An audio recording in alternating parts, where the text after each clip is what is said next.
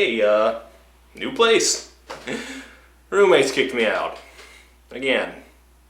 Don't know why that keeps happening. Oh my god, this song sucks so much! Like, I can't even... I'm working! Do you want me to pay rent this month or not? You haven't paid rent in 4 months and it's 2 in the morning! I have to film when it's dark! Hey, I got a new place and a new piano. The roommates kind of took and sold the other one to pay the back rent. You know what, this one's better anyway. Anyway, the review. Alicia Keys, remember her? Yeah. You could buy me diamonds. Alicia Keys burst on the scene some 13 years ago amid a flood of hype, and for obvious reasons. She was a music critic's dream girl. She was soulful, obviously talented, classically beautiful, but without overtly making a big deal out of it. Took a lot of inspiration from the legends of the past, but modern enough to not just be a throwback. This woman was genetically engineered to win Grammys, which of course she did over and over again. I can't say I ever bought the hype completely though. It's not because I am personally threatened by any woman who can play piano better than I can. Not just because of that, at least. You see, to me, it looked like over time, the hype for the new, great soul voice of our time decayed into her being just another R&B singer. Now, keep in mind that I do not think she is a bad artist by any means. I think she's very, very talented. I really love her second album, but there are a number of things that damage her claim on true greatness. First and foremost being, she's not a very good lyricist. Look, she's a good singer, she's a great musician, she's a very good composer, she makes music that sounds great, but you know, the actual lyrics, she struggles sometimes. Sometimes I love you. Sometimes you make me blue. Yes, love can make you happy, love can make you sad. Okay, so she's got a few corny songs with some dud lines here and there. You can overlook those, but there's a much bigger problem with Alicia Keys, which is that all her music sounds the same. She's never really stretched herself in piano, power chords, big soaring chorus, let Alicia go whoa, whoa, whoa a few times, you know the drill. The only hit I can think of that took her out of her comfort zone even a little bit was the ragged, minimalist No One. Where you can stay forever. Bash, thud, thud, thud, bash, thud, thud, thud, bash, thud, thud, thud, bash, thud, bash, bash, honk, You and me together. honk. And even that song was basically just another Alicia Keys song with a few tweaks here and there. 5 albums in, she's starting to look like a bit of a one-trick pony. She's trapped herself artistically in her wooden ivory box. And that is very, very, very much true about her first solo hit in some 5 years, Girl on Fire. A you go girl statement about a woman going out there and making it in a tough world. Now she's been flogging the shit out of this song everywhere. At the Grammys, in commercials, they really want this song to do well. I mean, you gotta make sure she doesn't get forgotten or replaced in case that Janelle Monáe thing ever takes off, which it probably won't. But the song, unfortunately, is pretty bad. Probably the first Alicia Keys song I've ever heard which I actively disliked. I suppose I should explain further what I mean. Now let's take a look right at the opening line. Spirit of Maryland calling me audibly. Whoa, wait. This is not the version I'm familiar with. Shit, I didn't take any notes on this part.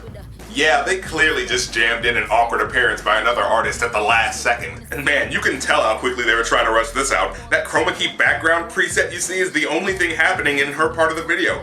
That's so lazy, they might as well skip any notion of presentation and just show us the green screen. Okay, dude, you gotta stop doing this. This is like the 3rd video in a row you butted in on. Oh, I'm sorry for bailing your obviously unprepared self from this floundering review. Now let's keep listening. Spirit of Maryland calling me audibly. Bawling, she said that she would never leave, continue to torture me. Okay, now this is a callback to Nicki's song Marilyn Monroe on her Roman Reloaded album. And since she's telling us that Marilyn Monroe's ghost is torturing her, I can only assume that Ms. Monroe didn't like the song too much. Telling me to come with her underneath my comforter. And she Wait, the ghost of Marilyn Monroe wants you to come with her underneath your sheets? Nice. And she brought a gun with her. Oh. Pills and some rum with her. Oh. Took me on the balcony, telling me to jump with her. She really didn't like that song, did she? But I got him aggy, cause I win the gold like Gabby. She's just a girl and she's on fire.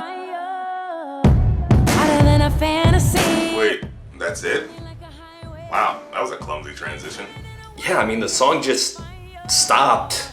And there's no transition at all, and then the music drops and Alicia starts singing. My MP3 player does better transitions between random songs than this song does with its own guest verse.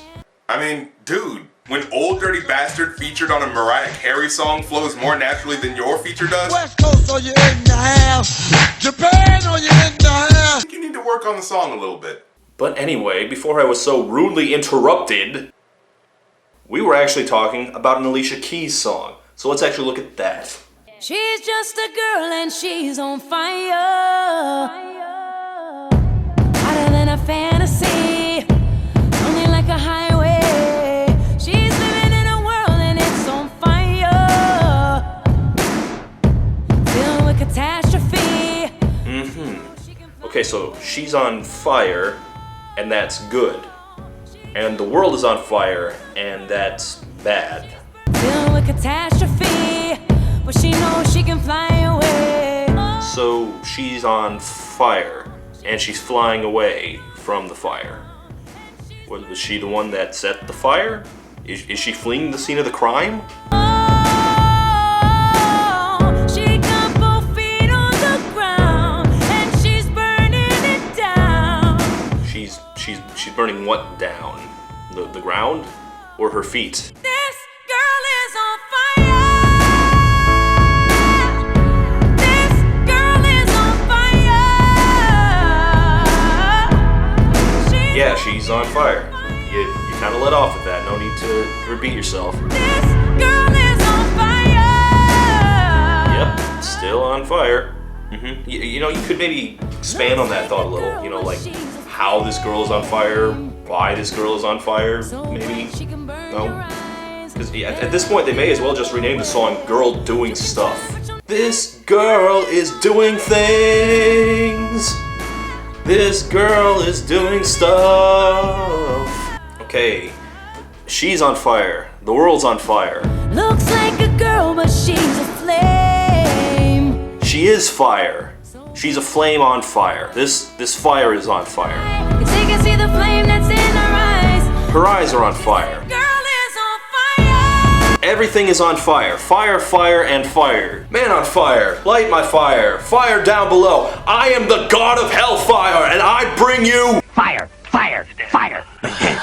fire, fire, fire. Look, fire is one of the most overused metaphors in all of symbolism. If you're gonna build a whole damn song out of it, you have to take it at least somewhere new. Why don't you take a tip from Adele?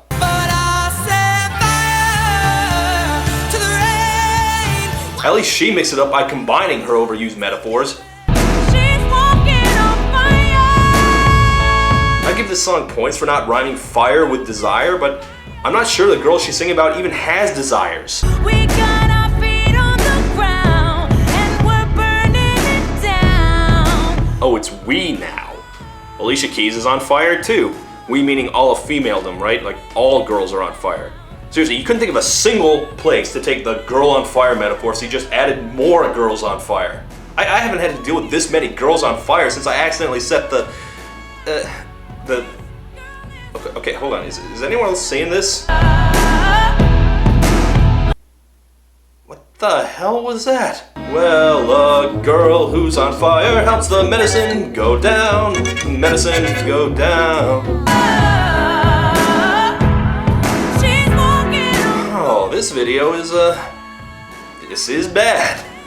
I mean, I realize this song tells us nothing, basically, but still the vibe is very, single girl in the big city, not beleaguered mom. I mean, no offense to moms and housewives the world over, but chopping vegetables is not being on fire. She should be walking down the street throwing her beret in the air, not this. What little we know about this girl, she's aloof and untouched by the world, flying away from catastrophe. Filled with catastrophe, but she knows she can fly away. So exactly what catastrophe on fire is she flying away from? Her kids? Maybe she should try putting them out instead. Let me make clear, I don't think the song is bad because it uses an overdone cliche. Some of my favorite songs are basically just the singer shouting the word fire as loud as possible. Fire, fire, fire. But at least they all offered some, punch to it. I mean, Alicia Keys, even at her beltiest, is too classy and too restrained to pull it off. This isn't fiery at all. It's watery and weak. So bright she can burn your eyes. Better look the other way. You can try, but you'll never forget her name. Oh, bullshit. Bull and shit. You describe this girl in nothing but the vaguest terms and then tell me that she's so dynamic and successful that I'll never forget her? I don't even know the slightest thing about her. I'm not even allowed to look at her. Watch her as she's lighting up the night. Nobody knows that she's a lonely girl, and it's a lonely world. God, this is lame. Lonely girl in a lonely world. Of all that hackney... Let me guess. Did she take the midnight train going anywhere? Journey, by the way, is one of the only bands with the conviction to properly sell cheese like Lonely Girl in a Lonely World. Alicia Keys is just too classy and dignified to make music this boring. God, I'm sick of trying to decode this. Why not replace every single goddamn word with fire? Girl, girl, girl, fire, fire, girl, flames, girls and flaming girls, burning, matches, lighters, fires. All the song is a creatively exhausted, meaningless pile of... And then the featured guest randomly comes back in, ruining the momentum of the video. Dear God, if you hear God, make the fire disappear when they stare God. Wait, I'm confused. How exactly is this fire metaphor supposed to work again? I thought the fire was supposed to represent your strength as a woman or something. Do you want that fire to go away when people look at you? Make the fire disappear when they stare God.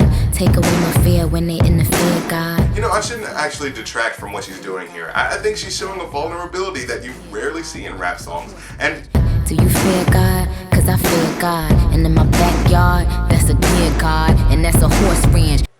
I'm sorry, are you bragging to God about having a horse ranch and a deer in your backyard? That's a little forceful for a prayer, Nikki, especially for something that's unimpressive, to be honest. Like, what do you think God is saying to that? And in my backyard, that's a deer God, and that's a horse ranch. Thank you, Nicki Minaj, but I know what a deer is. I kind of made them. I'm not sure if anyone has informed you, but in North America, they're pretty common.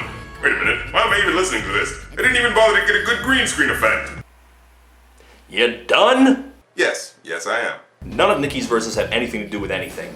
Then again, I don't even know how they could because this song only has like 7 words in it otherwise. What was all that crap about God? This song isn't about God, it's about a girl on fire. It's about someone who's in the clouds, distant from all the troubles of the world, and is so amazing you can't even look at... Holy crap, this song is about God. I think it is. I think it's about God. Alicia Keys is singing about a vengeful fire goddess burning down the whole world with her merciless wrath. I certainly hope so, at least, because otherwise this song is a tired, hollow pile of cliches. No, not even that. It's a pile of one cliche repeated over and over again. It trades on cheap you-go girl sentiment that's too weak sauce to actually mean anything, and it's a little condescending in that regard.